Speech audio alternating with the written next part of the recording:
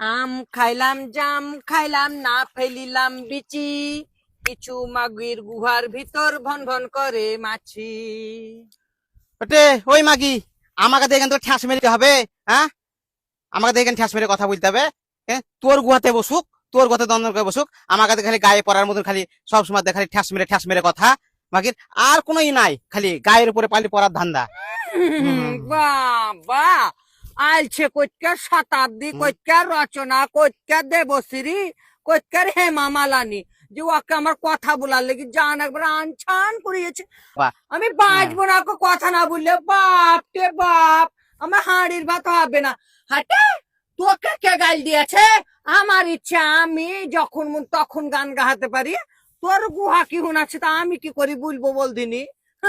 তোর গুহাতে মাছি বসবে না, ডাঁশ বসবে না, মশা বসবে না, কুকুর ঢুকবে না, বিলাই ঢুকবে না, শিয়াল ঢুকবে না, ওটে, ছাগল ঢুকবে? আমার কেটে ঢুকবে, তোর ঢুকুক, তোর আমার কেন ঢুকবে গরু ঢুকুক, কে? ছাগল ঢুকুক, পাঁচ বিলাই ঢুকুক।